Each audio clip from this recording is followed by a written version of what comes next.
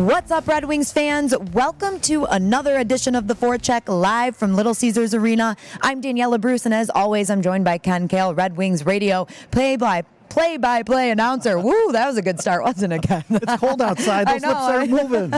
That's funny. So we're back for a Sunday fun day at Little Caesars Arena after a great win on Friday night over the Boston Bruins, a win the Red Wings really needed. Well, they sure did. They had that 4-game losing skid, and I'll tell you what, just to be able to play the Boston Bruins the way they played, just outstanding hockey for the Red Wings. And when you looked at it, it was kind of a mismatch on the paper, but you got to play the game, and the Red Wings really played well.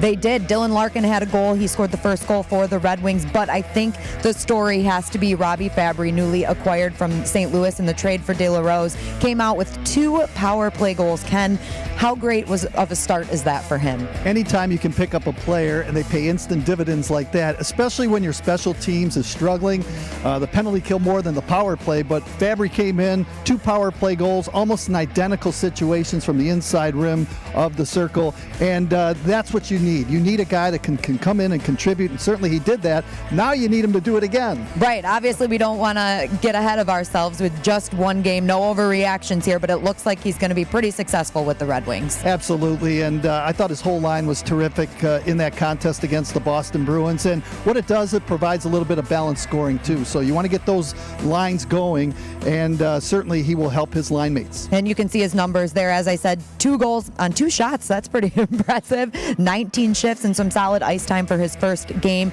as a Red Wing. Another guy we got to talk about, Ken, Jonathan Bernier. Not only did he play well in net, he had some offense in that game. He had 2 points, 2 assists. Yeah, normally goaltenders don't get those assists, so that was good for Bernier. But most importantly, he made big saves when he needed to. And the save that he made on David Pastrnak, when they were coming on after they made it 3-2, that would have tied up the hockey game. An unbelievable save for Bernier, and that's what you need from your goaltenders. The Red Wings so far this year really haven't had much goaltender help when they needed to make the big saves, but that was an important save for Jonathan Bernier, and boy, that really helped the Wings. And the Wings played a pretty good third period as well. It was a great team win for the Wings, and things don't get any easier for them tonight as they welcome the Vegas Golden Knights to Little Caesars Arena. They were at practice yesterday. Let's see what they had to say about the Golden Knights. Vegas forecheck hard, so we're going to have to find a way to counter that and get the puck out of our zone fast. So they have a fast team and they play hard, so we're going to have to match that, and it's a home game for us. We seem to match up well against them, so we're going to have to bring it to them from the start.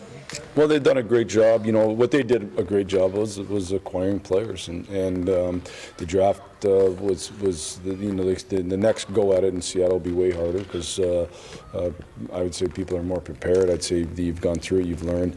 You know, in the end, they got one of the best goalies in the league. That was a pretty unique situation in Pittsburgh.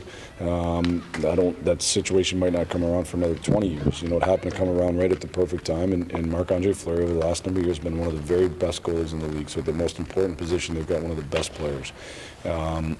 They've also then been able to, some of the players that have gone there that maybe hadn't played as well have played great. You know, that's a testament to their coaching staff, but it's also a testament to those players. They've got a whole bunch of really good players, and then you add a Mark Stone, you add a Stasny, you add those guys. They're a super dangerous team, and they play to an identity. They're very, they play very fast, and it'll be a hard game, but you know.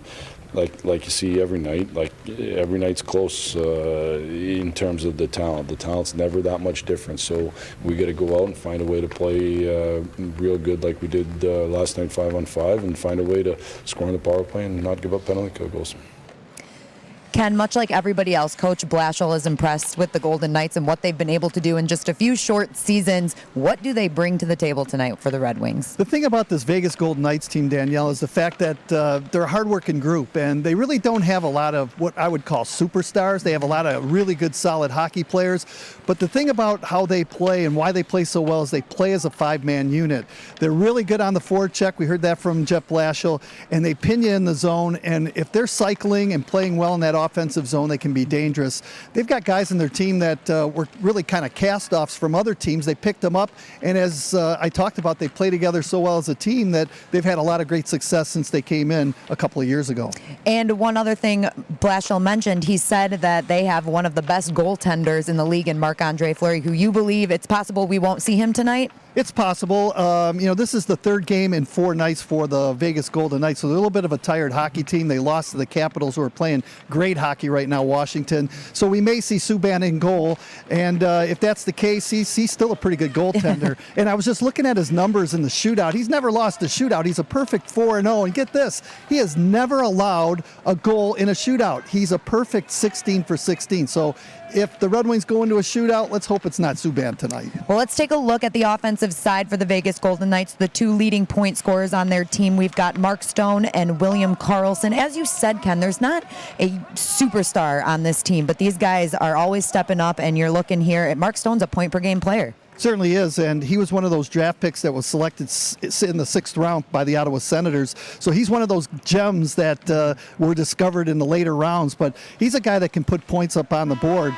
And I really like Mark Stone. He's a really good hockey player. He can put the points on the board.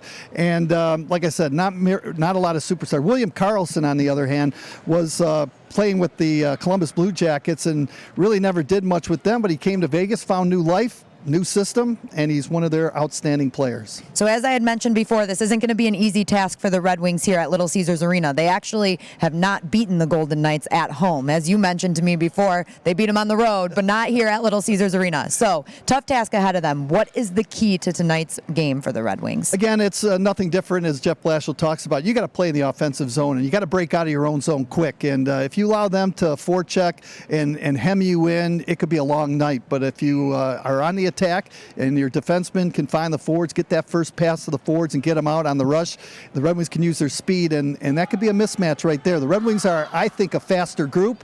The only thing is the Vegas Golden Knights play together as a team, and when you do that, they let the puck do the work, and a lot of times that's how you win hockey games. And fans, we hope to see you down here at Little Caesars Arena for the game tonight. Puck drop is 5 p.m., but if you can't get down here, you can catch the game on Fox Sports Detroit, or of course, you can tune into 97.1 The Ticket and listen to this guy right here, your very own Ken Kal.